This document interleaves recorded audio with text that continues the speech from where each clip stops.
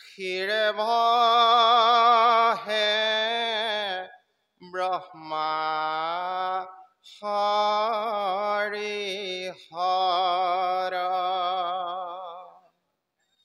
মৎস্য কুৰ্ম আদি অংশ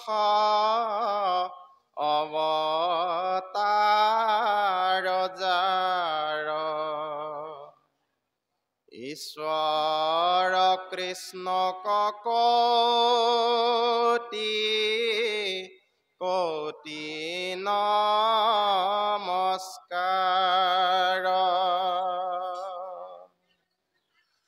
নমো নমো মধুমৰু ৰিপু মহাহৰি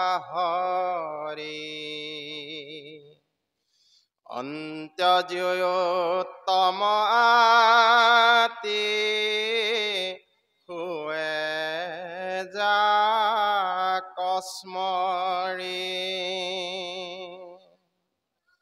সমস্তে জগত উদ্ধাৰক যাৰ নাম হেনয় কৃষ্ণক কৰো সহস্ৰ প্ৰণাম প্ৰভু ভগৱন্ত ভক্তৰ নৱনিধি হৰি কস্মৰণে আৰম্ভৰ শোক সিদ্ধি পৰীক্ষিত মুখ্য কথা দ্বাদশ স্কন্ধৰ কৃষ্ণৰ চৰণে ভনে কিংকৰ কৃষ্ণৰ প্ৰথম স্কন্ধৰ পৰা দ্বাদশ পৰ্যন্তে কহিলা ৰাজা তমহা মুনীন্দ্ৰ মহন্তে সংকেপ কৰিয়া উদ্ধাৰিয়া তাৰ সাৰ শংকৰে ৰচিলা কৃষ্ণ চৰিত্ৰ প্ৰয়াৰ 28 সহস্ৰৰি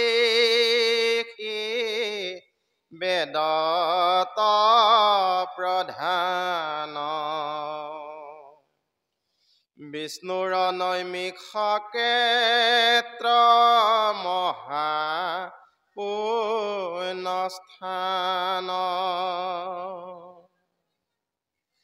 মান্য কৰি সুতক পাতিলা সত্ৰ তথা শৌনক প্ৰমুখে শুনে ভাগৱত কৃষ্ণ কৃষ্ণ অসমীয়া সমাজৰ পথ প্ৰদৰ্শক এক শৰণ হৰিনাম ধৰ্মৰ ভেটি প্ৰস্থাপক নৱ বৈষ্ণৱ যুগৰ প্ৰৱৰ্তক জগতগুৰু শ্ৰীমন্ত শংকৰদেৱৰ শ্ৰীচৰণত প্ৰণিপাত জনায় যশোৱাৰ লাল কংসৰ কাল নন্দৰ নন্দন উদ্ধৱৰ বন্দন গোপিনীৰ মন দৈৱকীৰ ধন গোৱালৰ গোপাল আৰু ভকতৰ কৃপাল স্বৰূপ সৰ্বজ্ঞ সৰ্বব্যাপ্ত সৰ্বাশ্ৰয়ী সৰ্বশক্তিমান পৰম পুৰুষ, পৰম আনন্দ, পৰম ঈশ্বৰ, পৰম কৃপালু ভগবান কৃষ্ণৰ বাংময় স্বৰূপ শ্ৰীমৎ ভাগবতক সাষ্টাঙ্গিক প্ৰণাম জনায় বৈকুণ্ঠৰ কল্পতৰু নাম বস্তুভাগক সাৰোগত কৰি দেৱৰো দুৰ্লভ নৰতনুধাৰী আজিৰে বৈকুণ্ঠ ধামত উপস্থিত তথা উপবিষ্ট পৰম শ্ৰদ্ধাৰ বাপ বান্ধৱ আই মাতৃ যুৱক যুৱতী প্ৰমুখ্যে শিশুসকলৰ শৰীৰত নিৰ্বিৰাজমান দিব্য আত্মাক অন্তৰ পৰা সেৱা জনাই বিষ্ণু বৈষ্ণৱৰ কথাৰে সমৃদ্ধ ভক্তি জ্ঞান আৰু বৈৰাগ্য বৰ্ধনকাৰী শ্ৰীমৎ ভাগৱতৰ কিছু চৰ্চা কৰিবৰ বাবে আগবাঢ়িছোঁ। জয় জয়তে সেৱকীৰ গৃহৰ সকলো সদস্য তথা সদস্যাৰ শ্ৰীচৰণত আমি আমাৰ শ্ৰদ্ধা ভৰা সেৱা নিবেদিছোঁ। কাৰণ তেওঁলোকে ভকত বৈষ্ণৱ নিমন্ত্ৰণ কৰি আনি প্ৰভু ভগৱন্তৰ লীলাসমূহ শ্ৰৱণ কীৰ্তন কৰাৰ যি সুবিধা কৰি দিছে, যুগ ধৰ্মৰ ফালৰ পৰা ইয়াক শ্ৰেষ্ঠ কৰ্ম বুলি অভিহিত কৰিছে। শাস্ত্ৰত কৈছে কৃতে য়তে ধ্যায়াত বিষ্ণু ত্ৰেতায়াম যজতে মখে দ্বাপৰে পৰিচাৰ্যায়াম কলৌ তদ হৰি কীৰ্তনাত 12:3-52 দ্বাদশ স্কন্ধ 3য় অধ্যায় 52 নম্বৰ শ্লোক ভাগৱত। ইয়াৰ অনুবাদ কৰিছে মহাপুৰুষ মাধৱদেৱে তেওঁৰ অনবদ্য গ্ৰন্থ নামঘোষাত। যুগ ধৰ্ম নিৰ্ণয় 399 পদজোকাত মহাপুৰুষ মাধৱদেৱে লিখিছে সত্য যুগে ধ্যান, ত্ৰেতা যুগে যজ্ঞ, দ্বাপৰ যুগত পূজা, কলিত হৰিৰ কীৰ্তন বিনাই আৱৰ নাহিকে দুজা। যুগ ধৰ্মৰ ফালৰ পৰা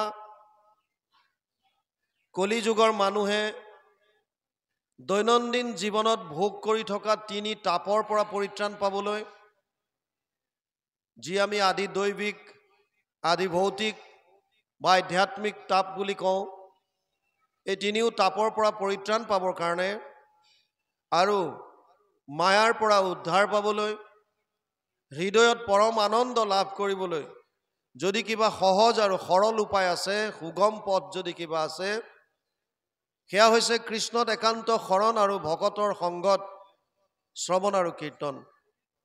সেয়ে যিসকলে উদ্যোগ লৈ এনেধৰণে ভকত বৈষ্ণৱ নিমন্ত্ৰণ কৰি আনি প্ৰভু ভগৱন্তৰ লীলাসমূহ শ্ৰৱণ কীৰ্তন কৰাৰ সুবিধা কৰি দিয়ে, তেওঁলোক শ্ৰদ্ধাৰ পাত্ৰ, সেৱাৰ যোগ্য। আমি পুনৰবাৰ সেৱকীৰ গৃহৰ সকলো সদস্য তথা সদস্যাৰ শ্ৰীচৰণত আমাৰ শ্ৰদ্ধা ভৰা সেৱা নিবেদিছোঁ। আপোনাক সকলোৱে জানে বৰ্তমান অসমত ভাগৱতৰ এক জোৱাৰ উঠিছে, চাৰিওফালে ভাগৱতৰ চৰ্চা হৈছে। ব্যাসদেৱে পদ্ম পুৰাণত 18খন পুৰাণৰ দ্বিতীয়খন ডাঙৰ পুৰাণ হৈছে পদ্ম পুৰাণ। আটাইতকৈ ডাঙৰ পুৰাণখন হৈছে স্কন্ধ পুৰাণ, য'ত 81,100টা শ্লোক আছে, আৰু দ্বিতীয়খন ডাঙৰ পুৰাণ হৈছে পদ্ম পুৰাণ, য'ত 55,000 শ্লোক আছে। এই পদ্ম পুৰাণৰ শেষৰ খণ্ডটোত অৰ্থাৎ উত্তৰ খণ্ডত ভাগৱত মাহাত্ম্য নামেৰে তেওঁ 6টা অধ্যায়ত ভাগৱতৰ মহিমা গাইছে। আৰু তাত ব্যাসদেৱে উল্লেখ কৰিছে এতদস্মাৎ পৰম কিঞ্চিত মনশুদ্ধে ন বিদ্যতে জন্মান্তৰে ভৱেত পুণ্যম তদা ভাগৱতম লভেত। পদ্ম পুৰাণ উত্তৰ খণ্ড ভাগৱত মাহাত্ম্য 1ম অধ্যায় 12 নম্বৰ শ্লোক। ব্যাসদেৱে কৈছে ভাগৱততকৈ শ্ৰেষ্ঠ গ্ৰন্থ মন শুদ্ধিকৰণৰ কাৰণে আন একো নাই। অৰ্থাৎ আমাৰ ভাৱবিলাক শুদ্ধিকৰণ কৰিবৰ কাৰণে, শুদ্ধ কৰিবৰ কাৰণে, মনটো সুন্দৰ কৰিবৰ কাৰণে যদি উত্তম কিবা গ্ৰন্থ আছে, সেয়া ভাগৱত বুলি ব্যাসদেৱে উল্লেখ কৰিছে। পিছে লগতে এটা কথা কৈছে, জন্মান্তৰে ভৱেত পুণ্যম তদা ভাগৱতম লভেত। বহুত জন্মৰ পুণ্য সঞ্চিত হ'লেহে মানুহে ভাগৱত শ্ৰৱণ কৰাৰ সৌভাগ্য লাভ কৰে। ব্যাসদেৱৰ শ্লোকটোৰ প্ৰতি যদি আমি লক্ষ্য কৰোঁ, তেতিয়া দেখিম যে ভাগৱত শুনিলে মানুহৰ মনৰ ভাৱ শুদ্ধ হয়। আৰু এটা ডাঙৰ কথা হৈছে মানুহৰ মনৰ ভাৱবিলাক যদি শুদ্ধ হয় তেতিয়াহ'লে তেওঁলোকৰ দ্বাৰা কোনো ধৰণৰ অপকৰ্ম সমাজত হ'ব নোৱাৰে। ভাৱ শুদ্ধ হ'লে আমি বেয়া কাম কৰিব নোৱাৰোঁ। আমাৰ দ্বাৰা যিমান কৰ্ম হয় চব ভাৱৰ প্ৰতিস্ফলন। যাৰ যেনেকুৱা ভাৱ আমি তেনেকুৱা কৰ্ম কৰোঁ। ই ভালেই হওক বেয়াই হওক, যাৰ মনলৈ যেনেকুৱা ভাৱ আহিব কৰ্মটো তেনেকুৱা হ'ব। বুদ্ধিয়ে ফিল্ট্ৰেশ্যন কৰি দিয়ে, এইটো কৰি দিয়া, তাৰ পাছত কৰি দিয়ে। এতিয়া ঘটনা হ'ল যদি ভাগৱত শুনিলে মনৰ ভাৱ শুদ্ধ হয়, ব্যাসদেৱে লিখিছে যেতিয়া এইটো সত্য। আৰু সেইফালৰ পৰা চাবলৈ গ'লে সমাজত কোনো ধৰণৰ অপকৰ্মবিলাক হ'ব নালাগিছিল। চাউণ্ডটো বৰ ভাল লগা নাই ল'ৰা। কিন্তু আমি যদি সমাজলৈ চাওঁ, সমাজত আমি এটা কথা দেখা পাওঁ যে এতিয়াও চোৰ ডকাইত, ধৰ্ষণ, লুণ্ঠন, হিংসা, দ্বেষ এইবিলাক সমান্তৰালভাৱে চলি আছে। তাৰ মানে আমি ধৰ্মও এটা পথত কৰি আছো আৰু এটাত আমাৰ দ্বাৰা অপকৰ্ম হৈ আছে। যেনেকৈ ৰেলৱেৰ চিৰি দুডাল সমান্তৰালভাৱে গৈ আছে, ইডালৰ লগত সিডালৰ মিল নাই, আমাৰো সমাজত একে গতি হৈছে। তেতিয়াহ'লে কেনাটো ক'ত আছে? ব্যাসদেৱে কৈছে ভাগৱত শুনিলে ভাৱ শুদ্ধ হ'ব, আৰু আমি শুনাৰ পাছতো যদি হোৱা নাই তেতিয়াহ'লে ক'ৰবাত কিবা অকণমান কেনা আছে। ক'ত আছে? প্ৰথম কাৰণ হ'ব পাৰে আমি যেনেকৈ ভাগৱত শ্ৰৱণ কৰিব লাগে হয়তো আমি তেনেকৈ শ্ৰৱণ কৰিব পৰা নাই। 1 নম্বৰ কথা। 2 নম্বৰ, যিসকল ব্যাখ্যাকাৰ বা আলোচক আপোনাক সবে নিমন্ত্ৰণ দিয়ে আমাৰ দৰে, আমি হয়তো ভাগৱতৰ তত্ত্বসমূহ শ্ৰোতাৰ হৃদয় স্পৰ্শ কৰি সুমুৱাই দিয়াত বিফল হৈছোঁ। 3 নম্বৰ কাৰণ হ'ব পাৰে, যদিও চাৰিওফালে ভাগৱতৰ চৰ্চা হৈ আছে, এতিয়াও এটা চামে নিজকে ভাগৱত শুনাৰ পৰা আঁতৰাই ৰাখিছে। আৰু নহ'লে 4ৰ্থ কাৰণ হ'ব পাৰে এটা, জনাটো জানিছোঁ, শুনাটো শুনিছোঁ, বুজাটো বুজিছোঁ, কিন্তু মানিবলৈ ইচ্ছা নাই। এইটো এটা কাৰণ হ'ব পাৰে। যেনে কুৰুক্ষেত্ৰ যুদ্ধৰ প্ৰাক মুহূৰ্তত ভগৱান কৃষ্ণ শান্তিদূত হৈ হস্তিনাপুৰলৈ গৈছে আৰু দুৰ্যোধনক কৈছে, হে দুৰ্যোধন, তোমাৰ ওপৰত এতিয়া নিৰ্ভৰ কৰিছে যুদ্ধখন হ'বনে নহয়। যদি তুমি কেৱল মাত্ৰ 5খন গাঁও আমাক দি দিয়া, পঞ্চপাণ্ডৱক, মই পঞ্চপাণ্ডৱক বুজাই দিম কেৱল মাত্ৰ 5খন গাঁও, আৰু তেওঁলোক তাতে সন্তুষ্ট হ'ব, কোনো ধৰণৰ যুদ্ধ নহয়। দুৰ্যোধনে কৈছিল যে 5খন গাঁওটো দূৰৰ কথা, মই সামান্য বেজী এটাৰ আগত উঠা মাটিকণো বিনা যুদ্ধে দিব নোৱাৰো বা নিদিওঁ। তেতিয়া ভগৱান কৃষ্ণই প্ৰশ্ন কৰিছিল, হে দুৰ্যোধন, তুমি ধৰ্ম কি বুজি পোৱা নে নাই?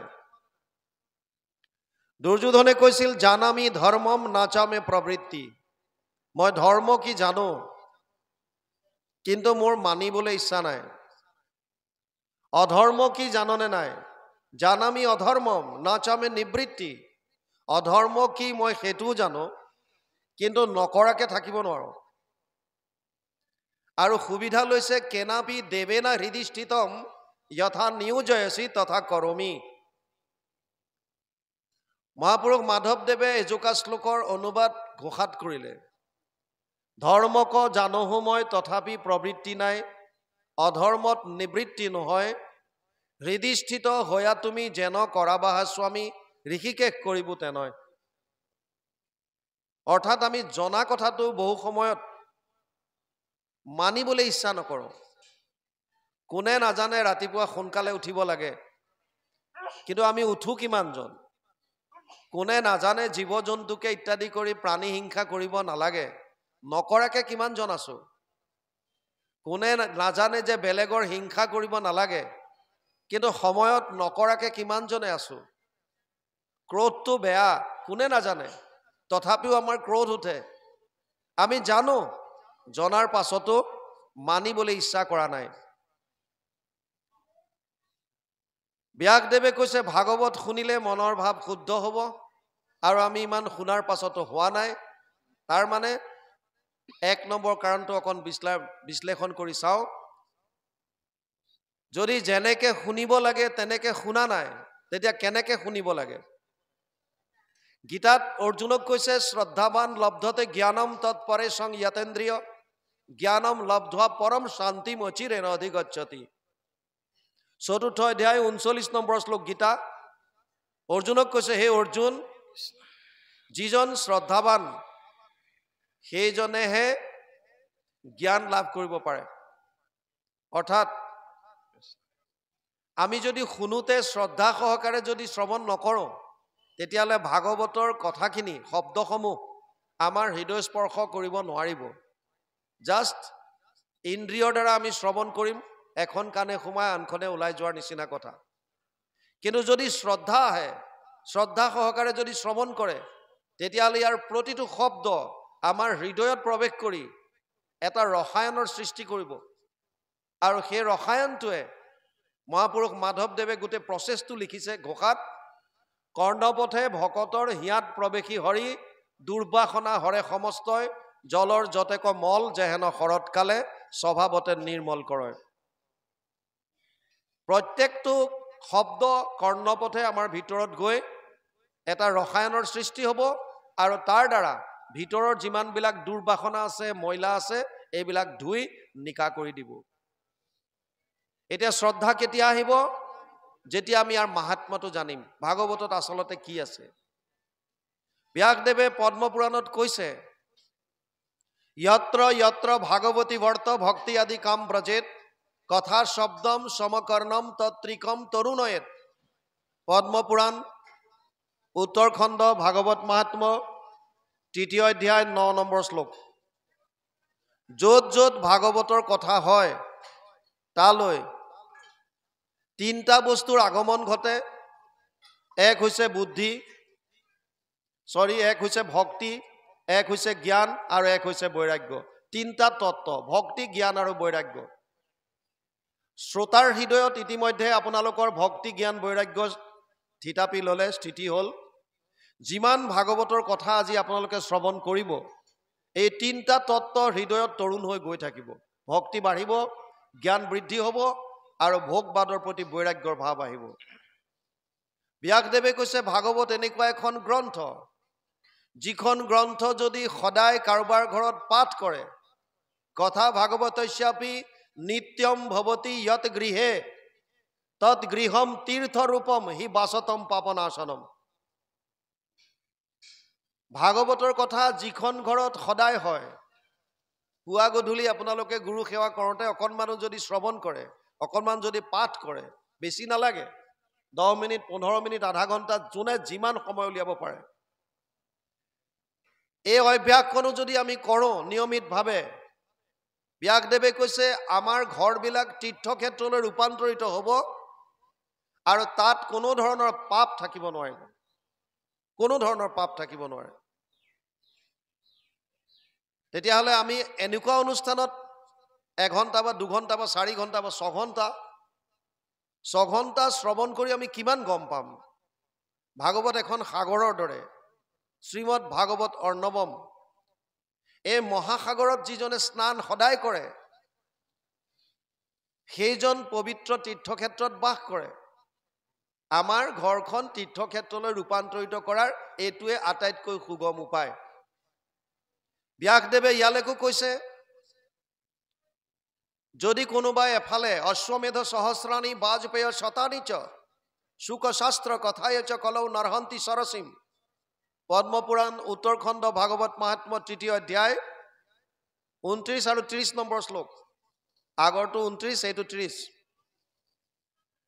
এফালে যদি 1000 অশ্বমেধ আৰু 100টা বাজপেয় যজ্ঞ কৰে, আৰু আনফালে যদি আপোনালোকে অনুষ্ঠিত কৰাৰ দৰে ভাগৱতৰ শ্ৰৱণ কীৰ্তন কৰে, ব্যাসদেৱে কৈছে ভাগৱত শ্ৰৱণ কৰি যিটো ফল পাব, 1000 অশ্বমেধ আৰু 100টা বাজপেয় যজ্ঞ কৰি ভাগৱতৰ ফলৰ 16 ভাগৰ এভাগ মাত্ৰ পাব। 16 ভাগৰ এভাগ। আমি কোৱা নাই, ব্যাসদেৱে পদ্মপুৰাণৰ উত্তৰখণ্ড ভাগৱত মাহাত্ম্য 3য় অধ্যায় 30 নম্বৰ শ্লোকত লিখিছে, ভাগৱত ভগৱান কৃষ্ণৰ বাংময় মূৰ্তি।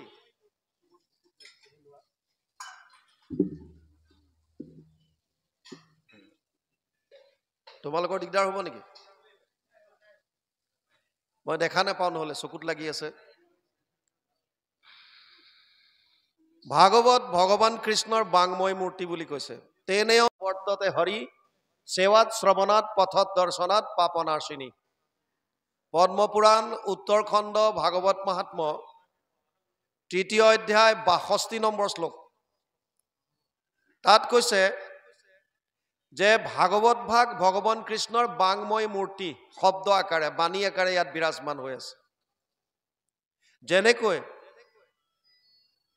মহাপুৰুষ শ্ৰীমন্ত শংকৰদেৱে মাধৱ পুৰুষক কৈছিল, শুনিও মাধৱ মোৰ থাকিবাৰ স্থান, কীৰ্তন দশম মোৰ মূৰ্তিৰ সমান।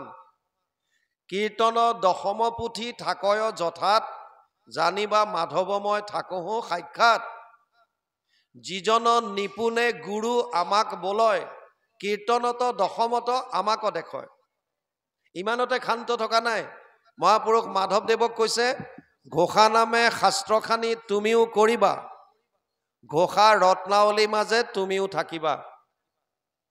তাৰ মানে ভগৱান কৃষ্ণৰ বাংময় মূৰ্তি হৈছে ভাগৱত, গুৰুজনাৰ বাংময় মূৰ্তি হৈছে কীৰ্তন দশম, মহাপুৰুষ মাধৱদেৱৰ বাংময় মূৰ্তি হৈছে ঘোষা ৰত্নাৱলী। তাৰ মানে কি? এই মূৰ্তিটো থাপনাত থাপি ৰঙা কাপোৰ দি আমি যদি কেৱল ধূপ ধূনা জ্বলাই থাকো, সেইটোতে হ'ব নে বেলেগ অৰ্থ? অৰ্থ বেলেগ। যদি কৃষ্ণক পাব বিচাৰিছে, ভাগৱত অধ্যয়ন কৰক। ভগৱান কৃষ্ণই কি ক'ব বিচাৰিছিল, তেওঁৰ আদৰ্শ কেনেকুৱা, কেনেধৰণে তেওঁ মানৱীয় লীলা কৰিছিল, তেওঁৰ পৰা আমাৰ জীৱনত আমি কেনেকুৱা আচৰণ গ্ৰহণ কৰিম, এই সমস্তখিনি ঘটনা ভাগৱতৰ মাজত পাব। সেইকাৰণে ভাগৱতক ভগৱান কৃষ্ণৰ বাংময় মূৰ্তি বুলি কৈছে। ইয়াক অধ্যয়ন কৰিব লাগিব, শ্ৰৱণ কৰিব লাগিব, কীৰ্তন কৰিব লাগিব, তেতিয়া ইয়াৰ তত্ত্বটো আমি বুজি পাম। তেনেকৈ গুৰুজনাক যদি জানিব বিচাৰো, তেতিয়াহ'লে কীৰ্তন দশম অধ্যয়ন কৰিব লাগিব। গুৰুজনাই কি ক'ব বিচাৰিছিল? আৰু যদি মহাপুৰুষ মাধৱদেৱক জানিব বিচাৰে, তেওঁৰ উপদেশ যদি ল'ব বিচাৰে, তেতিয়াহ'লে ঘোষা ৰত্নাৱলী আমি অধ্যয়ন কৰিব লাগিব। অধ্যয়ন কৰিলে নজনা কথাবিলাক গম পাম। আমাৰ জীৱনৰ কাৰণে কোনটো শুদ্ধ, কোনটো অশুদ্ধ, কোনটো কৰিলে আমি পৰম আনন্দ লাভ কৰিব পাৰিম, আৰু কোনটো কৰিলে আমি দৈনন্দিন জীৱনত কেৱল দুখ আৰু দুখ পাম, এই সমস্ত ঘটনা, সমস্ত মাৰ্গ আপোনালোকে গ্ৰন্থৰ মাজত পাব। সেইকাৰণে ইয়াত ভগৱান কৃষ্ণক বাংময় মূৰ্তি বুলি কৈছে। আৰু কৈছে, যিজনে ভাগৱতৰ কেৱল সেৱা এটা কৰিলে, সেৱাত শ্ৰৱণাত যোনে শ্ৰৱণ কৰিলে, পাঠত যোনে পাঠ বা কীৰ্তন কৰিলে, আৰু নহ'লে দৰ্শনাত যদি কেৱল মাত্ৰ শ্ৰদ্ধা সহকাৰে দৰ্শনো কৰে, তেতিয়াও আমাৰ পাপ নাশ হ'ব বুলি ব্যাসদেৱে পদ্মপুৰাণ উত্তৰখণ্ড ভাগৱত মাহাত্ম্য 3য় অধ্যায় 62 নম্বৰ শ্লোকত লিখি থৈছে। আৰু এটা মাহাত্ম্য আছে ভাগৱতৰ। ভাগৱত সমস্ত শাস্ত্ৰৰ সাৰ। আমাৰ সনাতন ধৰ্মৰ মূল হৈছে বেদ। জগত সংহৰি সুতি আছা নাৰায়ণ, প্ৰথম নিশ্বাসে বাজ ভৈলা বেদগণ। কীৰ্তন বেদস্তুতিত প্ৰথম কীৰ্তনতে লিখিলে গুৰুজনাই, জগত সংহাৰ কৰি প্ৰভু ভগৱন্ত নাৰায়ণ যেতিয়া শয়ন কৰি আছে, তেওঁৰ নিশ্বাসত বেদ বাহিৰ হৈছিল। আৰু এই বেদৰ বিস্তাৰ কৰিছে দৈপ্যায়নে। বেদৰ বিস্তাৰ কৰাৰ কাৰণে তেওঁৰ এটা নাম হ'ল বেদব্যাস। বেদ 4খন, ঋক সাম যজুৰ অথৰ্বক্ষ চতুৰ্বেদ ঊৰ্ধ্বতে, ভাৰত পুৰাণম চ পঞ্চম বেদ উচ্যতে। 1:4:20। প্ৰথম স্কন্ধ 4 অধ্যায় 20 নম্বৰ শ্লোক ভাগৱত। ঋগ্বেদ, সামবেদ, যজুৰ্বেদ আৰু অথৰ্ববেদ যদিও 4খন বেদ বুলি কোৱা হয়, ব্যাসদেৱে ভাগৱতৰ প্ৰথম স্কন্ধৰ 4 অধ্যায় 20 নম্বৰ শ্লোকত ঘোষণা কৰিছে মহাভাৰত আৰু পুৰাণক পঞ্চম বেদ বুলি। সেইকাৰণে ভাগৱত এভাগ পঞ্চম বেদ বুলি আমি ধৰিব পাৰোঁ। বেদৰ 4টা ভাগ আছে, য'ত মন্ত্ৰবিলাক আছে তাক সংহিতা বুলি কয়। এটা অংশ আছে আৰণ্যক, গদ্য আকাৰে বিভিন্ন বিধি দিছে। ইয়াৰ শেষৰ পাৰ্টটো এইটো ব্ৰাহ্মণ্য, ইয়াৰ শেষৰ পাৰ্টটো আৰণ্যক, আৰু বেদৰ অন্তত যিখিনি আছে তাক বেদান্ত বুলি কয় বা উপনিষদ বুলি কয়। বেদৰ সাৰমৰ্ম যদি জানিব বিচাৰে তেতিয়াহ'লে বেদান্ত অধ্যয়ন কৰিব লাগিব, মানে উপনিষদ। এতিয়া ডাঙৰ কথা, যিজন ব্যাসদেৱে বেদৰ বিস্তাৰ কৰিছে তেওঁ এই ভাগৱতত লিখিছে সৰ্ব বেদান্ত সাৰম হি শ্ৰী ভাগৱতম ইষ্যতে য়স্য ৰসামৃত তৃপ্তস্য নান্যত্ৰ ৰতি ক্বচিৎ। 12, 13, 15 দ্বাদশ স্কন্ধ 13 অধ্যায় 15 নম্বৰ শ্লোক। ইয়াৰ অনুবাদ মহাপুৰুষ মাধৱদেৱে ঘোষাত কৰিছে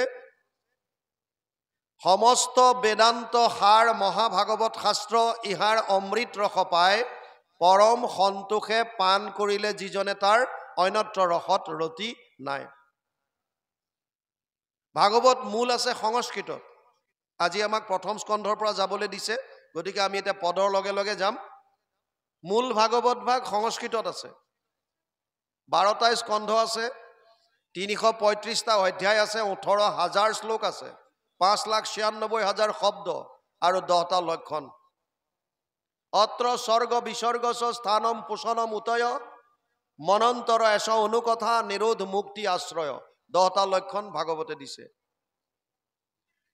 তৃতীয় স্কন্ধৰ পৰা লক্ষণসমূহ আৰম্ভ হৈছে। প্ৰথম আহিছে সৰ্গ। সৰ্গ মানে সৃষ্টি, আদি সৃষ্টি।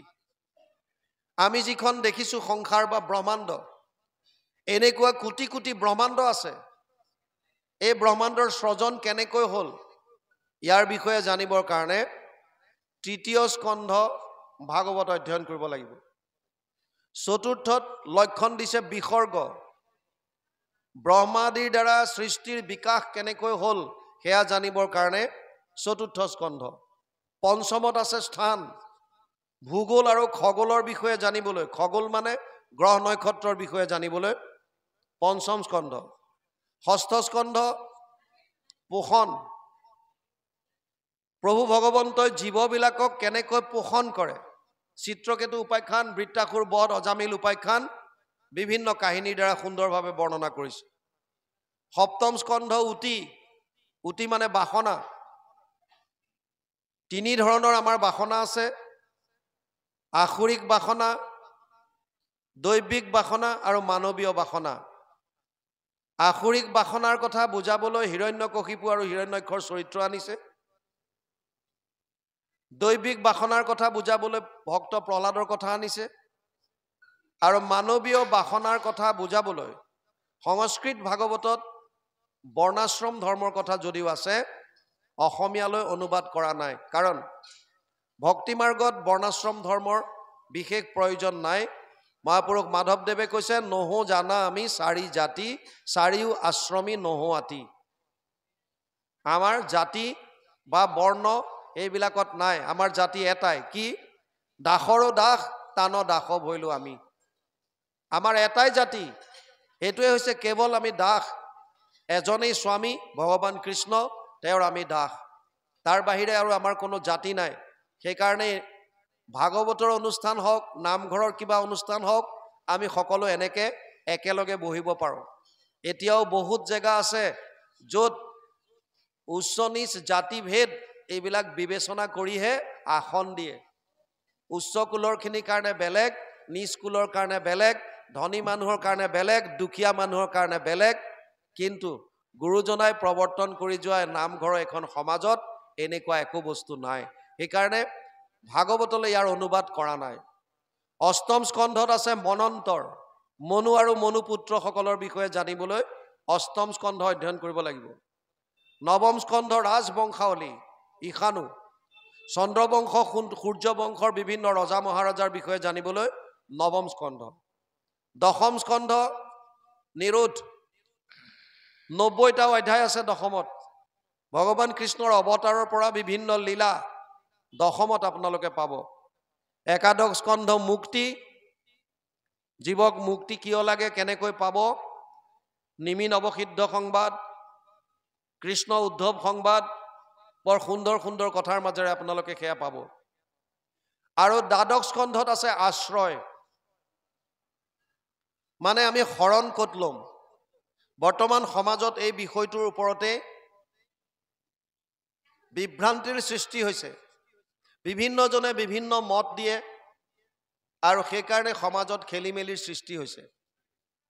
আচলতে আমি শৰণ ক'ত লোৱা উচিত তাৰ বিষয়ে ভাগৱতে সুন্দৰভাৱে বৰ্ণনা কৰিছে।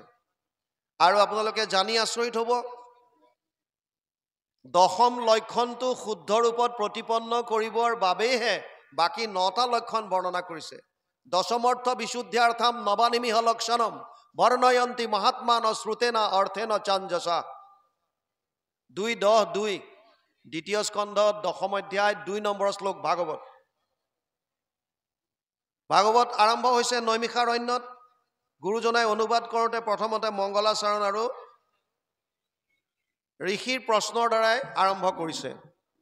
মংগলাচৰণ, চাউণ্ডটো বৰ ভাল লগা নাই, হয়তো আমাৰ ফালে মনিটৰ দিয়া নাই, কিবা চেপা চেপা ওলাই আছে মাতটো, কাণত ভালকে পোৱা নাই। আপোনালোকে বুজিব পাৰিছে নাই শব্দবিলাক? পাৰিছে ন? ঠিক আছে। কৃষ্ণ, যিকোনো শুভ কৰ্ম কৰাৰ প্ৰাক মুহূৰ্তত মংগল আচৰণ কৰিব লাগে। মংগল আচৰণ, হে প্ৰভু, মই এইটো কৰ্ম কৰিবলৈ ওলাইছো, যাতে মোৰ মন বুদ্ধি সমস্তখিনি তোমাৰ চৰণতে থাকক, আৰু যিটো কৰ্ম কৰিবলৈ আগবাঢ়িছো সেই কৰ্মটো যাতে সুসাংগ হয়, সুচাৰুৰূপে যাতে সমাধা হ'ব পাৰে, তাৰ বাবে প্ৰভু ভগৱন্তক স্মৰণ কৰিব লাগে। এইটোৱে হৈছে মংগল আচৰণ। ইয়াত গুৰুজনাই অনুবাদ কৰোঁতে ভাগৱতৰ যি 3টা মংগলাচৰণ শ্লোক আছে সেইকেইটা নকৰি নিজাববীয়াকৈ ইয়াত মংগলাচৰণ কৰিছে আৰু ভগৱান কৃষ্ণৰ স্তুতি কৰিছে। কি কৈছে? জয় জয় কৃষ্ণ কৃপাময় মহেশ্বৰ, যাৰ আজ্ঞা শিৰে বহে ব্ৰহ্মা হৰি হৰ, মৎস্য কুৰ্ম আদি অংশ অৱতাৰ যাৰ, ঈশ্বৰ কৃষ্ণক কোটি কোটি নমস্কাৰ। গুৰুজনাই কৈছে, জয় জয় কৃষ্ণ কৃপাময় মহেশ্বৰ, যাৰ আজ্ঞা শিৰে ধৰে ব্ৰহ্মা হৰি হৰ। মই সেইজন কৃষ্ণক প্ৰথমে নমস্কাৰ কৰিছো যিজনৰ আজ্ঞা ব্ৰহ্মা বিষ্ণু আৰু হৰেও পালন কৰি থাকে। ব্ৰহ্মা বিষ্ণু হৰ কোন তেতিয়াহ'লে? প্ৰভু ভগৱন্তৰ বিভিন্ন অৱতাৰ আছে। এই অৱতাৰসমূহক বিভিন্নজনে বিভিন্ন ধৰণে ভাগ কৰে। ইয়াৰ মূলতঃ 6 ধৰণৰ ভাগ আছে। পুৰুষ অৱতাৰ আছে, গুণ অৱতাৰ আছে, যোগ অৱতাৰ আছে, লীলা অৱতাৰ আছে, শক্তাবেশ অৱতাৰ আছে আৰু মনন্তৰ অৱতাৰ আছে। বিভিন্ন অৱতাৰ। এই 3টা গুণৰ দ্বাৰা তেওঁ 3জন দেৱতা হৈ সত্ত্বগুণৰ পৰা বিষ্ণু, ৰজগুণৰ পৰা ব্ৰহ্মা আৰু তমোগুণৰ পৰা ৰুদ্ৰ ৰূপে সৃষ্টি স্থিতি আৰু পালনৰ কৰ্ম কৰি আছে। প্ৰত্যেক ব্ৰহ্মাণ্ডৰ কাৰণে তেনেকৈ ব্ৰহ্মা বিষ্ণু হৰ বেলেগ, কিন্তু কৃষ্ণ শক্তি এটাই, কৃষ্ণ তত্ত্ব এটাই। এইকাৰণে ইয়াত কৈছে, মই সেইজন কৃষ্ণক নমস্কাৰ কৰিছো যিজনৰ আজ্ঞা ব্ৰহ্মা হৰি হৰেও পালন কৰি থাকে। আৰু কোনজন? মৎস্য কুৰ্ম আদি অংশ অৱতাৰ যাৰ, ঈশ্বৰ কৃষ্ণক কোটি কোটি নমস্কাৰ। যিজনে ভকতৰ কাৰণে বিভিন্ন সময়ত বিভিন্ন অৱতাৰ ধাৰণ কৰে। প্ৰভু ভগৱন্তৰ অনন্ত কোটি অৱতাৰ আছে, কিন্তু তাৰ ভিতৰত আমাক 24 অৱতাৰৰ কথা কৈছে, 24 অৱতাৰ। আৰু ইয়াকো সংক্ষেপ কৰি 10 অৱতাৰ অতি পপুলাৰ। 10 অৱতাৰ: মৎস্য কুৰ্ম বৰাহস্য নৰসিংহ অথ বামন ৰাম ৰামচ্চ বুদ্ধ কল্কি চতে 10। এই 10টা অৱতাৰ। আৰু মহাপুৰুষ মাধৱদেৱে এইটো সংস্কৃতৰ শ্লোকৰ অনুবাদ কৰিছে, মৎস্য কুৰ্ম নৰসিংহ বামন পৰশুৰাম হলিৰাম বৰা শ্ৰীৰাম বুদ্ধ কল্কি নামে 10 আকৃতি ধৰিছা কৃষ্ণ, তজু পাৱে কৰহৰ প্ৰণাম। এই 10টা অৱতাৰত কৃষ্ণৰ নাই, কাৰণ কৃষ্ণ স্বয়ং পূৰ্ণ ব্ৰহ্ম, কৃষ্ণ স্বয়ং ভগৱান, তেওঁ অৱতাৰ ধাৰণ কৰে। সেইকাৰণে ইয়াত ক'লে যে মৎস্য কুৰ্ম আদি অংশ অৱতাৰ যাৰ, যিজনে ভকতক কল্যাণ সাধিবৰ কাৰণে, ভকতক উদ্ধাৰ কৰিবৰ কাৰণে বিভিন্ন সময়ত বিভিন্ন অৱতাৰ ধাৰণ কৰে। অৱতাৰ আৰু জন্ম পাৰ্থক্যটো বুজি লওক। আমাৰ সন্তান জন্ম হ'লে জন্ম হোৱা বুলি কয়। অমুকৰ অমুক ল'ৰা এটা জন্ম হৈছে, ছোৱালী এজনী জন্ম হ'ল। কিন্তু ভগৱানৰ কথা আহিলে আমি অৱতাৰ ধাৰণ কৰা বুলি কওঁ। ইয়াৰ পাৰ্থক্যটো কি? সুন্দৰভাৱে বুজক। এটা সৰু ঠেক গলিত অন্ধকাৰ ৰাতি এজন মানুহ গৈ আছে। লুংলুঙীয়া বাট এটাই মানুহ এজন অন্ধকাৰ ৰাতি আগবাঢ়িছে।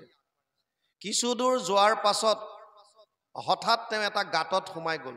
এটা হিউম পাইপ ধৰি লওক, দ গাঁত এটা কুঁৱাৰ নিচিনা, তাত সোমাই গ'ল, গম নাপালে। আৰু সোমাই যোৱাৰ পাছত এতিয়া উঠিব পৰা নাই। উঠিবলৈ নোৱাৰাৰ কাৰণে জোৰত জোৰত চিঞৰিছে, মোক ৰক্ষা কৰা বুলি। তাৰ কিছু সময়ৰ পাছতে সেইটো বাটেদি আন এজন মানুহ গৈছে, তেওঁৰ হাতত পোহৰ আছে আৰু তেওঁ কাৰোবাৰ আৰ্তনাদ শুনিছে। শুনাৰ পাছত গাঁতটোৰ ওচৰলৈ গৈ পোহৰ দি পেলাই চালে, গাঁতৰ তলত মানুহ এজন পৰি আছে।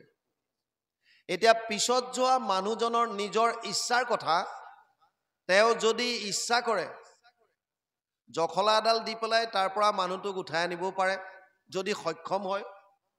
যদি মানুহটো অলৰেডি হাত ভৰি ভাগি গৈছে, উঠিব নোৱাৰে, তেতিয়া প্ৰয়োজন সাপেক্ষে পিছৰ মানুহজনে নিজে নামি গৈ অৱতৰিত হৈ এই প্ৰাণীটোক উদ্ধাৰ কৰিব পাৰে। এইটো তেওঁৰ নিজৰ কথা।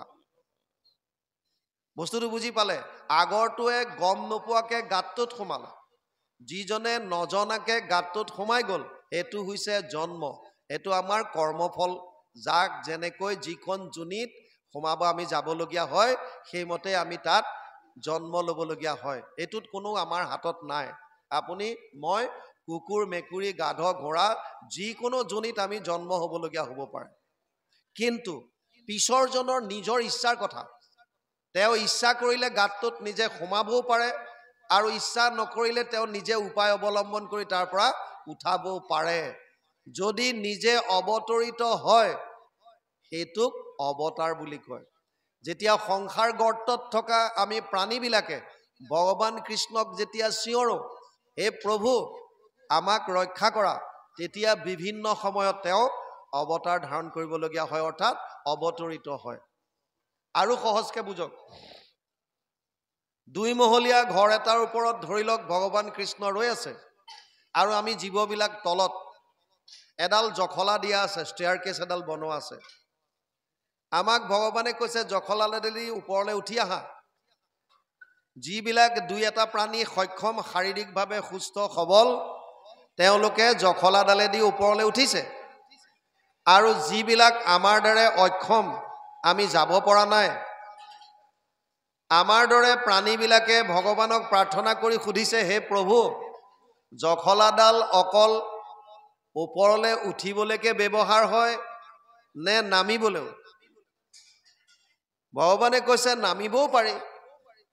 তেতিয়া প্ৰাণীসমূহে অনুৰোধ কৰিছে, প্ৰভু আমাৰ সক্ষম নাই, আমি সামৰ্থ্য নহয় তোমাৰ ওচৰলৈ জখলা বগাই যাবলৈ। আমাৰ শাৰীৰিক আৰু মানসিক আমি অক্ষম, আমাৰ সিমান বুদ্ধি নাই, জ্ঞান নাই। সেইকাৰণে তোমাক কাতৰ কৰি অনুৰোধ কৰিছোঁ, তুমি নিজে নামি আহা, আমাক উদ্ধাৰ কৰা। তেতিয়া ভগৱান কৃষ্ণ যদি নিজে নামি আহে এই প্ৰাণীক উদ্ধাৰ কৰিবলৈ, এইটোক অৱতাৰ বুলি কয়, অৱতৰিত হোৱা। গীতাত বৰ সুন্দৰভাৱে কৈছে। অৰ্জুনক বিভিন্ন যোগৰ কথা কৈ আছিলে। অৰ্জুনৰ মন বিষাদ, আৰু তেওঁক বিভিন্ন যোগৰ কথা, সাংখ্য যোগ, জ্ঞান যোগ কৈ গৈছে। 4ৰ্থ অধ্যায়ত যেতিয়া গৈ পেলাই ভগৱান কৃষ্ণই ক'লে, আৰে অৰ্জুন তোক মই যিমানবিলাক জ্ঞান এতিয়ালৈকে কৈছোঁ, এইবিলাক আগতে মই সূৰ্যক কৈছিলোঁ। ইমম বিবস্বতে যোগম প্ৰোক্তমান অহম অব্যয়ম বিবস্বান মনুৱে প্ৰাহু মনু ইচ্ছাকৈ অব্ৰবীত এৱম পৰম্পৰা প্ৰাপ্তম ইমম ৰাজৰ্ষয় বিদু স কালে নেহ মহতা যোগ নষ্ট পৰম তপ। 4ৰ্থ অধ্যায় 1ম আৰু 2য় শ্লোক গীতা। হে অৰ্জুন, তোক মই যি জ্ঞানৰ কথা কৈছো, এই জ্ঞান আগতে সূৰ্যক দিছিলো। বিবস্বান মনুৱে প্ৰাহু, সূৰ্যই মনুক ক'লে, মনুৱে ইক্ষাকুক ক'লে, আৰু এনেকৈ পৰম্পৰাগতভাৱে ক্ৰমাগতভাৱে আহি আছিল। কিন্তু কালৰ সোঁতত এই যোগবিলাক বা জ্ঞানবিলাক নষ্ট হৈ গ'ল। স এভায়ম ময়াতে অদ্য যোগ প্ৰোক্ত পুৰাতন ভক্তোসি মে সখা চেতি ৰহস্য হি তদুত্তমম। হে অৰ্জুন, গীতা 4ৰ্থ অধ্যায় 3 নম্বৰ শ্লোক। তাত ক'লে যে হে অৰ্জুন, মই এতিয়া এই নষ্ট হৈ যোৱা জ্ঞানবিলাক বা যোগৰ বিষয়ে তোক মই পুনৰ কম, শুন। অৰ্জুনৰ মনত সংশয় হ'ল, আমি দুটা একেলগৰ আৰু সূৰ্য হৈছে বহুত আগৰ। ভগৱান কৃষ্ণই সূৰ্যক কেনেকৈ লগ পালে, এইটো অৰ্জুনৰ মনত সংশয় আহিল। সেইকাৰণে অৰ্জুনে সখা যেতুকে সুধি দিলে, অপৰম ভৱতু জন্ম পৰজন্ম বিবস্বত কথম এতদ বিজানিয়ম ত্বম আদৌ প্ৰোক্তবান ইতি। 4ৰ্থ অধ্যায় 4 নম্বৰ শ্লোক গীতা। এই সখা, অপৰম ভৱতু জন্ম, তোমাৰ জন্মটো এতিয়া হৈছে, অৰ্থাৎ মোৰ লগত, আৰু সূৰ্য হৈছে বহুত আগত, সৃষ্টিৰ আদিত। গতিকে তুমি কেনেকৈ সূৰ্যক লগ পালা, তুমি যে সূৰ্যক জ্ঞান দিছিলা, মই কেনেকৈ মানি ল'ম। তেতিয়া প্ৰভু ভগৱন্তই অৱতাৰৰ পোল খুলিছে আৰু ক'লে, হে অৰ্জুন, বহু নিমে ব্যতীতানি জন্মানি তবচা অৰ্জুন তানি অহম বেদ সৰ্বাণি না তম বেত্থ পৰম তপ। 4ৰ্থ অধ্যায় 5 নম্বৰ শ্লোক গীতা। হে অৰ্জুন, তোৰে মোৰে আগতে বহুবাৰ জন্ম হৈছে, বহু নিমে ব্যতীতানি জন্মানি তবচা অৰ্জুন। তোৰ সেইবিলাক মনত নাই, কিন্তু মোৰ চব মনত আছে। মই কেতিয়া অৱতাৰ লওঁ শুন। কেতিয়া? যদা যদা হি ধৰ্মস্য গ্লানিৰ ভৱতি ভাৰত অদ্ভুত্যানম অধৰ্মস্য তদাত্মানম সৃজম্যহম পৰিত্ৰাণায় সাধুনাম বিনাশায় চ দুষ্কৃতম ধৰ্ম সংস্থাপনাৰ্থায় সম্ভৱামি যুগে যুগে। 4ৰ্থ অধ্যায় 7 আৰু 8 নম্বৰ শ্লোক গীতা। ভগৱান কৃষ্ণই অৰ্জুনক কৈছে, হে অৰ্জুন, যেতিয়া যেতিয়া ধৰ্মৰ গ্লানি হয়, অধৰ্মৰ উত্থান হয়, সাধু সন্ত মহন্তৰ ওপৰত আসুৰিক বৃত্তিৰ মানুহে অন্যায় কৰে, অত্যাচাৰ কৰে, তেতিয়া মই অৱতাৰ ধাৰণ কৰোঁ। আৰু তেনেকৈয়ে বিভিন্ন সময়ত বিভিন্ন অৱতাৰ ধাৰণ কৰিছে। ইয়াৰ পাছত কৈছে, নমো নমো মধুমূৰ ৰিপু মহাহৰি অন্তজু উত্তমাতি হয়ে যাক স্মৰি। মই সেইজন ঈশ্বৰক নমস্কাৰ কৰিছোঁ, যিজনে মধু আৰু মূৰ দৈত্যক বধ কৰিছিল, যাৰ নাম স্মৰণ কৰি অন্ত্যজু নিজ জাতিও পৰম গতি লাভ কৰিব পাৰে। মাম হি পাৰ্থ ব্যপাশ্ৰিত য়ে অপিষু পাপ য়োনয় স্ত্ৰীয় বৈশ্যস তথা শূদ্ৰস্তে অপি ইয়ান্তি পৰম গতিম। 9ম অধ্যায় 32 নম্বৰ শ্লোক গীতা। হে অৰ্জুন, মোক যোনে আশ্ৰয় ল'লে, মোক যোনে শৰণ ল'লে, যিজনে মোৰ ওচৰত শৰণ ল'লে, তেওঁ লাগিলে যিয়ে নহওক, চাণ্ডাল পৰ্যন্তও হওক, বিষয়ত আসক্তি থকা ক্ষুদ্ৰ বৈশ্য স্ত্ৰীৰ দৰে হওক, মই সকলোকে উদ্ধাৰ কৰি লৈ যাওঁ। তাৰ পাছত কৈছে, সমস্তে জগত উদ্ধাৰক যাৰ নাম হেনয় কৃষ্ণক কৰো সহস্ৰ প্ৰণাম। সমস্তে জগত উদ্ধাৰক যাৰ নাম, যাৰ কেৱল নাম মাত্ৰ ল'লেই সমস্ত জগত উদ্ধাৰ হ'ব পাৰে। কলি যুগত বিশেষকৈ কলৌ দোষ নিধে ৰাজন অস্তিহি এক মহান গুণ কীৰ্তনা দেৱ কৃষ্ণস্য মুক্ত সংগ পৰম ব্ৰজেত। 12:3-51 ভাগৱত। দ্বাদশ স্কন্ধ 3য় অধ্যায় 51 নম্বৰ শ্লোকত ব্যাসদেৱে লিখিছে আৰু মহাপুৰুষ মাধৱদেৱে ইয়াৰ লগত মিলা জোলাকৈ অনুবাদ কৰিছে। দোষৰ সাগৰ কলি তাকো পৰীক্ষিত ৰাজা গুণ দেখি কৰিলা ৰক্ষণ অন্ত্যজাতি পাতকীও কলিত তৰয় সুখে মুখে কৰি কৃষ্ণৰ কীৰ্তন। কেৱল ভগৱান কৃষ্ণৰ নাম মাত্ৰ লৈ কলি যুগত আমি পৰম গতি লাভ কৰিব পাৰোঁ। সেইকাৰণে গুৰুজনাই লিখিলে, সমস্তে জগত উদ্ধাৰক যাৰ নাম, নামৰ মাহাত্ম্য ইয়াত দেখুৱাইছে। হেনয় কৃষ্ণক কৰো সহস্ৰ প্ৰণাম। প্ৰভু ভগৱন্ত ভকতৰ নৱনিধি হৰিক স্মৰণে আৰম্ভৰ হওক সিদ্ধি পৰীক্ষিত মুখ্য কথা দ্বাদশ স্কন্ধৰ কৃষ্ণৰ চৰণে ভনে কিংকৰ কৃষ্ণৰ নৱনিধি কুবেৰৰ যেনেকৈ নৱনিধি আছে নিধিয়ে সাগৰক বুজায় মূল্যৱান বস্তু কুবেৰৰ তেনেকৈ আছে পদ্ম মহাপদ্ম ইত্যাদি কৰি নৱনিধি ভকতৰ কাৰণে নৱবিধ ভক্তি শ্ৰৱণম কীৰ্তনম বিষ্ণু স্মৰণম পাদ সেৱনম অৰ্চনম বন্দনম দাস্যম সাক্ষ্য আত্মনিবেদনম ৭-৫-২৩ সপ্তম স্কন্ধ পঞ্চম অধ্যায় ২৩ নম্বৰ শ্লোকত প্ৰহ্লাদে দৈত্য শিশুসকলক কৈছে হে দৈত্য শিশু সমস্ত প্ৰভু ভগৱন্তক সেৱা কৰিবৰ কাৰণে নৱবিধ ভকতি আছে কি কি শ্ৰৱণম কীৰ্তনম বিষ্ণু স্মৰণম পাদ সেৱনম অৰ্চনম বন্দনম দাস্যম সাক্ষ্য আত্মনিবেদনম এই নৱবিধ ভকতি আৰু এয়া ভকতৰ নৱনিধি বুলি কৈছে হৰিক স্মৰণে আৰম্ভৰ হওক সিদ্ধি গুৰুজনাই কৈছে মই আৰম্ভ কৰিবলৈ ওলাইছো কি ভাগৱতৰ অনুবাদ হে প্ৰভু তোমাক স্মৰণ কৰোঁ তাতে মোৰ কৰ্মভাগ সুসাংগ হয় আপুনি যি কৰ্মই নকৰক কিয় তস্মাৎ সৰ্বেষু কালেষু মাম অনুস্মৰ যুদ্ধচ ময়ো অৰ্পিত মনোবুদ্ধিৰ মামে বৈশ্যস্য সংশয় অষ্টম অধ্যায় ৭ নম্বৰ শ্লোক গীতা অৰ্জুনক কৈছে হে অৰ্জুন প্ৰতিটো মুহূৰ্তত মোক স্মৰণ কৰ আৰু তোৰ কৰ্তব্য কৰ্ম কৰি যা